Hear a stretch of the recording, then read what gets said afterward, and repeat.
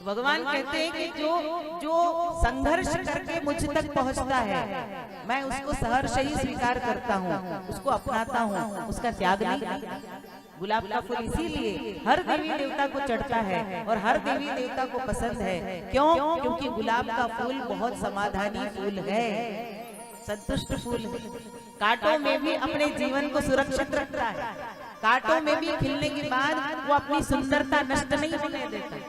कमल का फूल अपनी सुंदरता नष्ट नहीं होने देता, इसीलिए ये पुष्प भगवान को बहुत प्रिय है।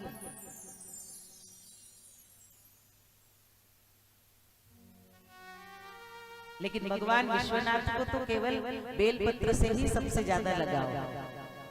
बेलपत्र में भी देखा है आपने कितने कांटे होते हैं।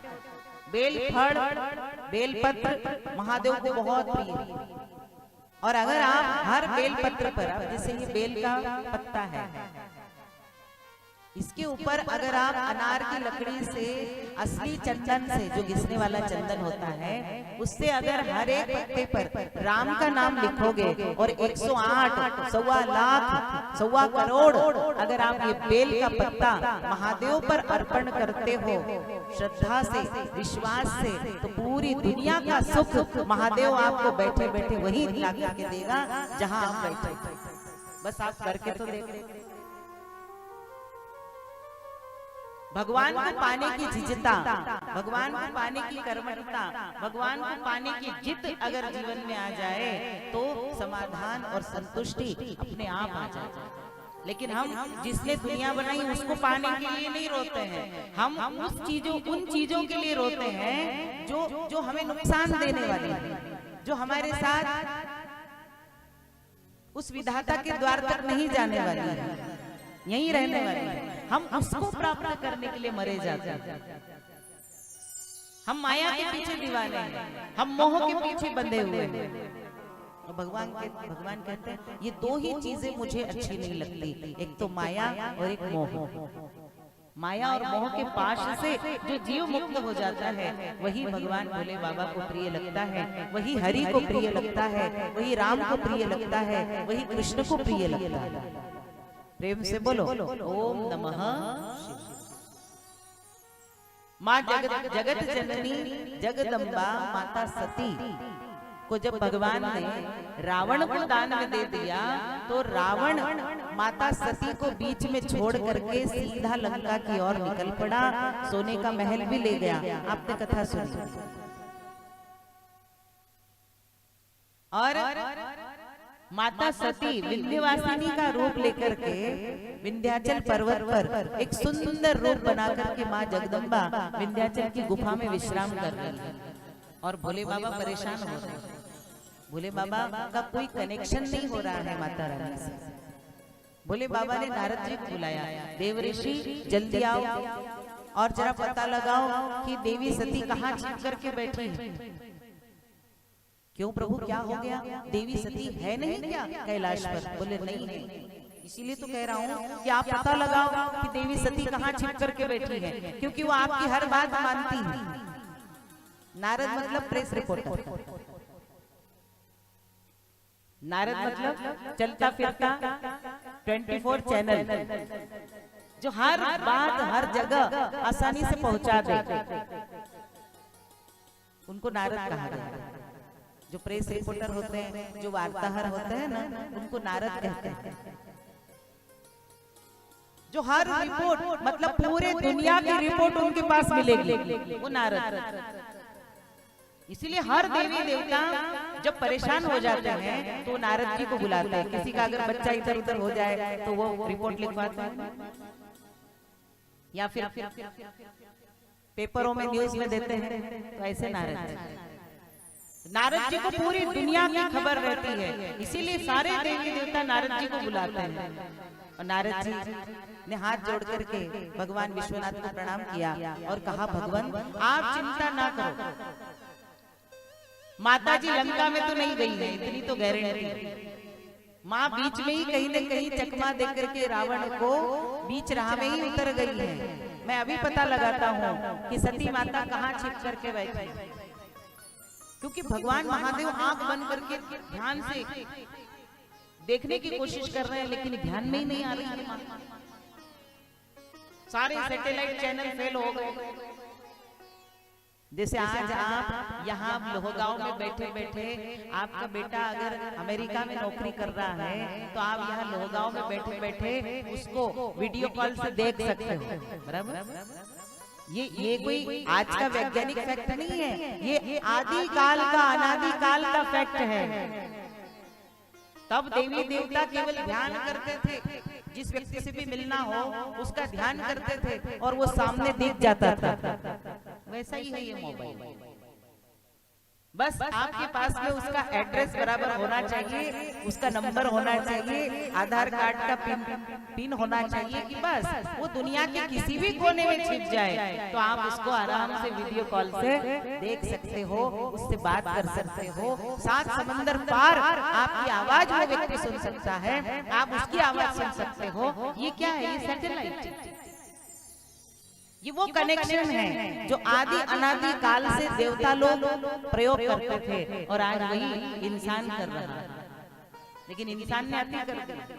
देवता लोग तो केवल उसी समय इसका उपयोग करते थे, इस शक्ति का, जब उनको उस शक्ति की जरूरत पड़ती थी। लेकिन हम तो यहाँ 24 घंटे उसी में लगे हुए हैं।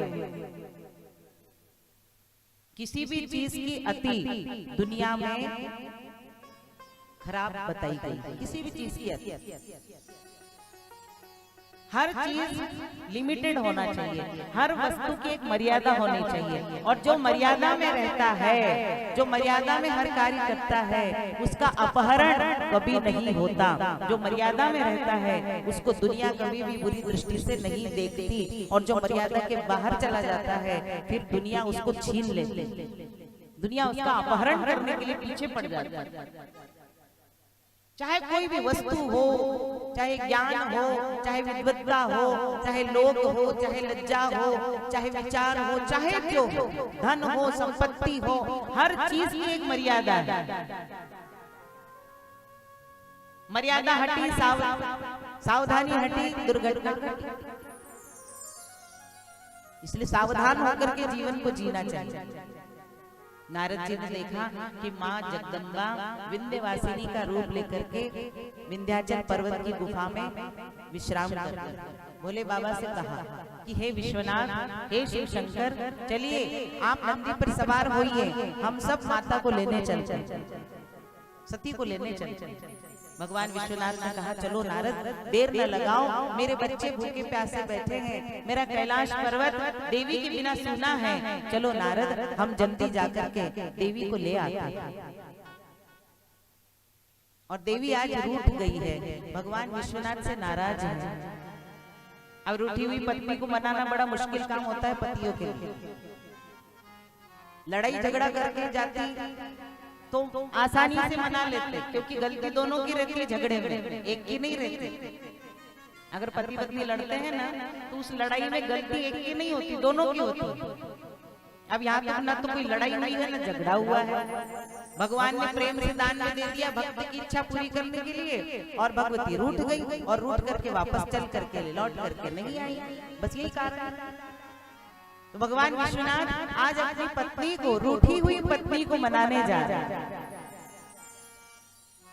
और आवाज लगा रहे हैं, हे गौरा, हे सती, चल मैं तुला घ्यायला आलो। देवी के कानों तक आवाज गई। देवी ने कहा ना, मी नाही येणार, असं कसं तुम्ही मला त्या राक्षसाला दान मध्ये देऊन दिले? त्यांनी काही विचार केला नाही महादेव, एक फटक्यात तुम्ही त्या रावणाला दान मध्ये देऊन दिले। अगं मी काय काय करते? रावण माझा प्रेमी भक्त आहे आणि रावणाच्या भक्तीमध्ये मी बनलेलो आहे। रावण जे मागणार मला त्याला द्यावंच लागणार, कारण मी त्याचा वशीभूत आहे। भगवान भक्ति के वश में बंध जाते हैं।